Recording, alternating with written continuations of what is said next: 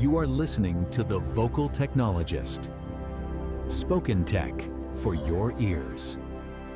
Welcome back, everyone. We're digging into some really interesting ideas around building products today. You know, stuff that can genuinely change how you operate.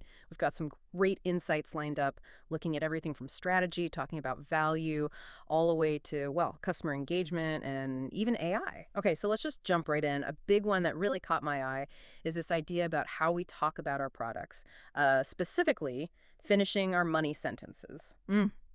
Why is that phrasing so important? You know, talking revenue guesstimates instead of just features. It really is a mindset shift, isn't it? Yeah. Because what's fascinating is when you start talking financial impact, even if it's an estimate, like this should save X hours, translating to Y dollars. Yeah. It just elevates the whole discussion instantly. So it gets executive attention. Exactly. Yeah. We're speaking their language, and it forces more impactful decisions. It's a direct counter to that, what's it called? Product death cycle. Right, the endless feature churn without real validation. Precisely. The real value, it comes from discovery, from understanding, not just building more stuff. Okay, that makes a ton of sense. And speaking of things moving fast, let's talk AI. It's everywhere. The material we looked at points to the most dangerous AI mistake product teams are making. Sounds ominous. What is it? Is it about the tech itself? Well, not exactly the tech per se. The danger isn't really AI's speed. It's more about letting it become a distraction, enabling distraction over actual value if we're not applying critical thinking. Teens get excited by the novelty. Sure, happens all the time. So what's the advice then? It's pretty clear. Focus on fast learning, thoughtful experiments, decision driven by outcomes, not just capabilities. If you're building an AI product, you absolutely have to start with a real customer need, test carefully, maybe with safe user groups first. And not just build another chatbot. Please, yes. Think beyond the simple interfaces. And crucially, you need to ensure quality, ethical data use.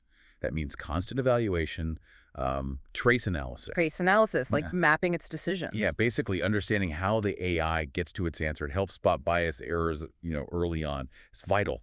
So building thoughtfully, whether with AI or not, really needs solid insights then. Which brings us to early stage feedback and finding scrappy ways to get ahead. Sounds like the old advice still holds.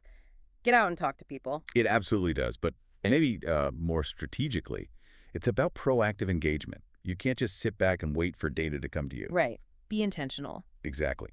Hands-on work fuels those sharper insights. And it's not just customers either. This idea of evals.